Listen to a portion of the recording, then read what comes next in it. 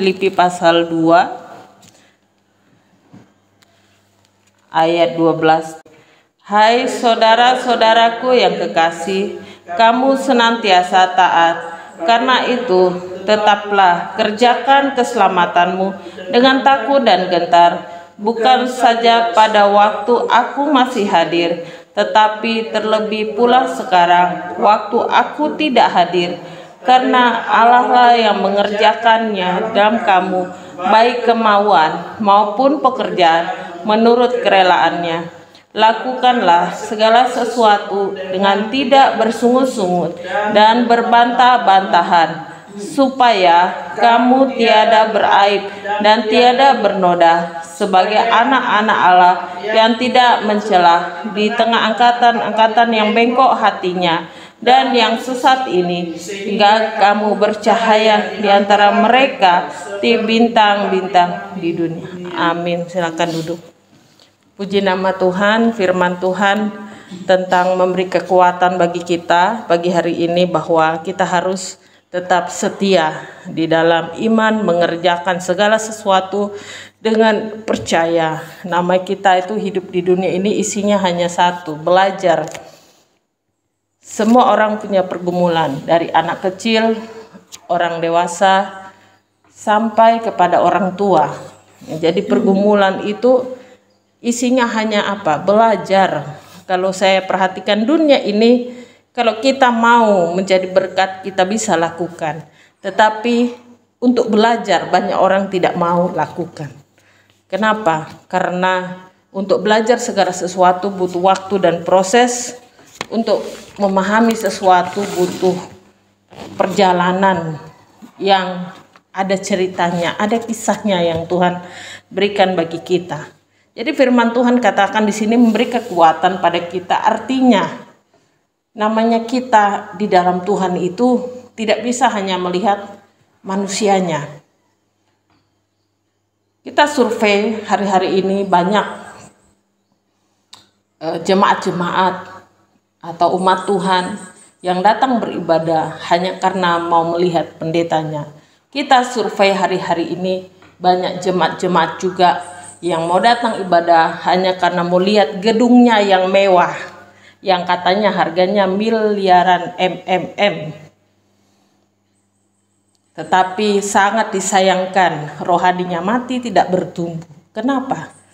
Karena tidak ada ketaatan di dalamnya. Jadi saudara, yang kita harapkan bukan hanya kemajuan secara canggihan dari teknologi yang kita pakai, atau tidak hanya secara pembangunan gereja yang makin bagus, dipermak semakin oke, mungkin catnya nanti diganti semakin terang.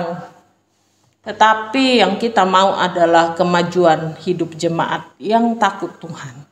Hidup di dalam ketaatan akan ada buahnya, yaitu sikap tingkah laku kita, cara kita berbicara. Karena apa? Saya perhatikan beda orang yang sungguh-sungguh dalam Tuhan dengan yang setengah-setengah dalam Tuhan dan tidak pernah sama sekali mau, atau yang menolak. Jadi kita ini mau pilih yang mana? Hidup di dalam ketaatan itu tidak mudah.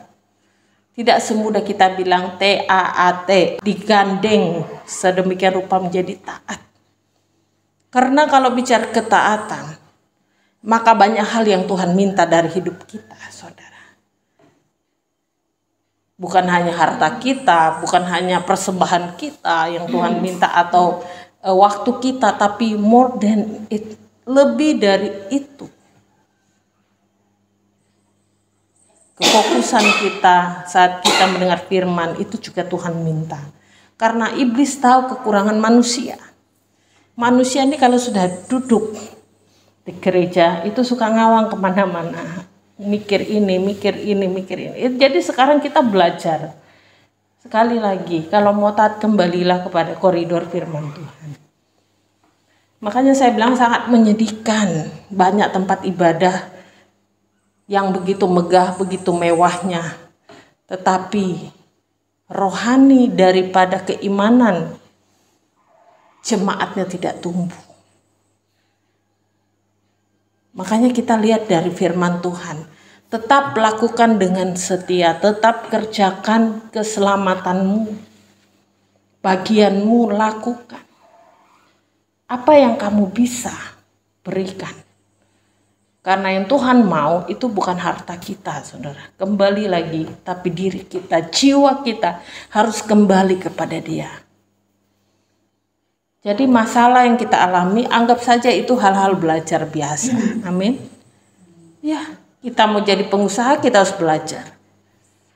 Bukan kita lihat uangnya yang banyak, salah.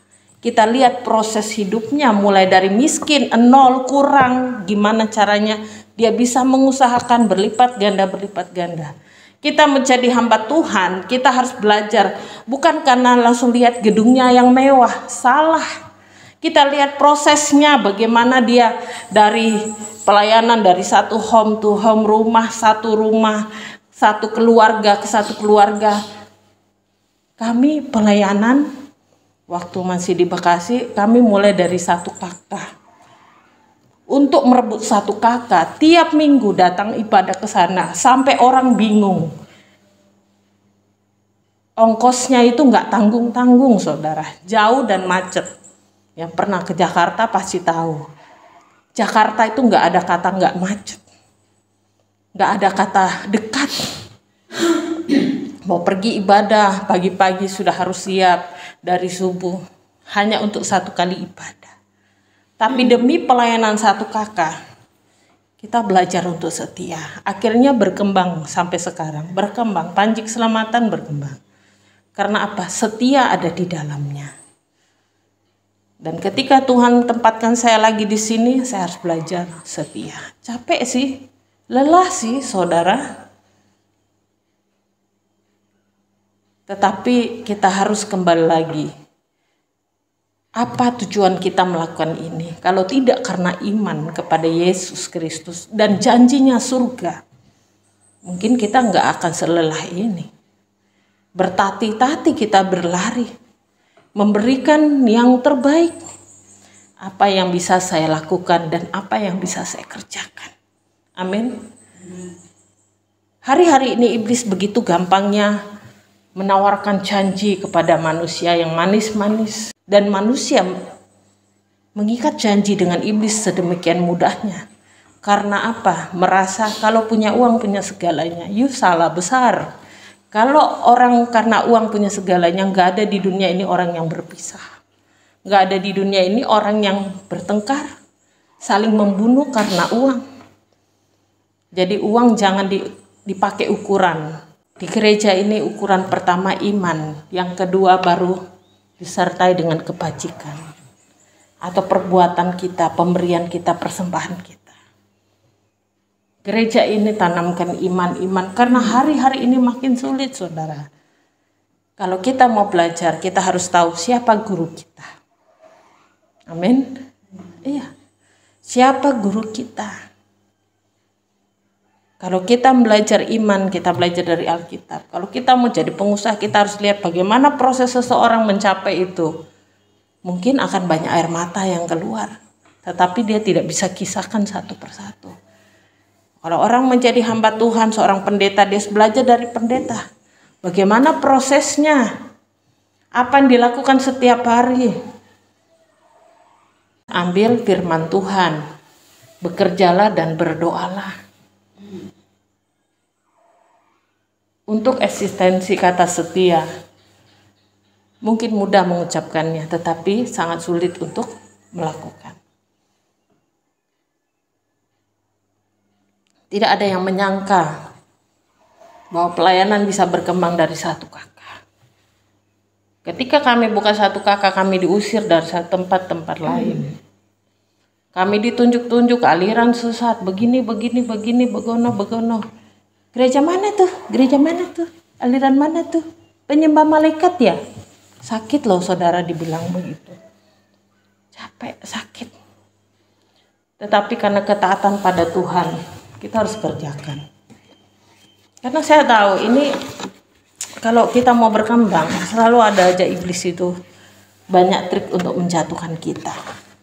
Oleh sebab itu firman Tuhan bilang, karena Allah lah yang mengerjakannya di dalam kamu, baik kemauan maupun pekerjaan menurut kerelaannya. Artinya semua sudah ditakar, porsinya masing-masing. Karena kalau hidup ditukar, saudara tidak akan bisa jadi seorang Nasaria. Nasaria juga nggak bisa seorang menjadi orang lain. Disinilah kita belajar. Kalau dibilang tiru yang baik, lakukan yang baik, bersyukur dengan pekerjaanmu, bersyukur dengan kesehatanmu, keuanganmu. Jangan sekali-kali mengatakan hal yang tidak baik, karena itulah yang terjadi. Omongan bibir mulut kita itu akan membawa kita ke rumah mana. Kalau tidak baik, tidak baiklah yang terjadi. Kalau baik, baiklah yang terjadi.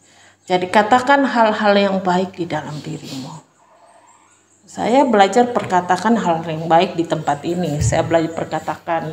Ketika tidak ada jalan, dihina orang, ibadah yuk ngapain di hutan? Yuk kurang kerjaan yuk. Emang ada jiwa yang mau datang kemari? Tapi kita belajar perkatakan yang setiap hari berdoa, Tuhan minta jiwa. Saya percaya Tuhan kasih jiwa, Tuhan kasih jiwa yang memerlukan Tuhan. Tetapi kembali lagi, kita yang sudah kenal keselamatan ini, mari kita belajar buka hati. Segala sesuatu harus ada bentuk pengorbanan. Semua berkorban untuk memutuskan segala sesuatu. Coba kalau kita bayangkan dari kita kecil, harus ada pengorbanan. Kita mau sekolah, kita korban waktu. Lelah harus ditahan. Sampai selesai kita kerja, capek juga harus ditahan. Kita udah mikir nih, oh tiap bulan aku dapat PK sekian, dapat gaji. Aku mau begini. Jadi taruhkan harapanmu, terus doakan. Supaya kita nggak nyesel nanti. Jangan tak sesuai ekspektasi. Lalu kita kaget, lelah. Jadi belajarlah untuk kita mau taat. Sekarang di sini ya kita mulai setia. Sampai kapan ya? Sampai Tuhan panggil kita pulang. Kerjakan tugasmu sampai selesai. Sekalipun nanti suatu hari, andai saya sudah tidak ada, saya bilang, atau sudah dipanggil Tuhan, saudara tetap lakukan dengan setia. Kenapa? Karena itu penting. Rasul Paulus mengajarkan itu. Jangan setia karena ada manusianya. Jangan setia hanya karena ada gedung yang bagus. Jangan setia hanya karena ada kerabat. Tetapi karena Tuhan, gandenganmu yang paling istimewa, yang bisa menemanimu waktu senang dan susah. Karena kita manusia biasa dan tidak tahu berapa lama kita hidup. Tapi percayalah, semua dimulai dari kata taat, setia. Itu satu gandengan yang tidak bisa dilepaskan. Berarti dalam ketaatan, kesetiaan ada kita taat melakukan firman Tuhan. Di dalam firman Tuhan diajarkan kita melakukan hal-hal yang baik. Diajarkan kita untuk menyempatkan waktu ibadah. Saya bersyukur. Terus saya doa setiap hari doa. Saya nggak minta muluk-muluk, saya minta supaya jemaat itu semakin takut Tuhan, kenal Tuhan, ngerti Tuhan, tahu apa rencana Tuhan. Nggak sembarangan jadi anak Tuhan. Saudara nggak diciptain Tuhan dengan abal-abal, tapi dengan tangannya yang kudus, dengan firman-Nya. Sedemikian rupa dia bilang ini kulitnya coklat, kulitnya putih, rambutnya lurus, rambutnya warna hitam, ikal dan segala macam. Dengan keunikan tersendiri, serupa dan segambar dengan Allah. Bukan tiba-tiba dilempar pung jadi manusia, enggak. Tapi serupa segambar dengan Allah, spesial. Jadi saya percaya Tuhan kasih hikmat juga spesial kepada kita. Mari kita belajar sekali lagi mengerjakan keselamatan kita. Hari-hari ini tidak ada yang baik di dunia ini. Yang baik hanya orang yang mau melakukan kebaikan itu. Dari siapa? Anak Tuhan kita ini yang sudah memancarkan roh Tuhan. Amin. Jadi tidak usah terlalu khawatir dan putus asa. Kalau semua ditanya ada masalah, ada. Pelayanan juga ada masalah, ada. Tapi saya nggak mau cerita. Saya cerita hanya di bawah kaki salib. Nangis di bawah kaki salib. Saya percaya mati pun di bawah kaki salib. Kalau Tuhan sumpah panggil hari ini pun udah siap saya. Apa yang mau saya pikirkan? Kalau Tuhan kasih umur panjang, puji Tuhan, dipanggil, puji Tuhan. Jadi tidak ada kata ketakutan. Terpujilah nama Tuhan.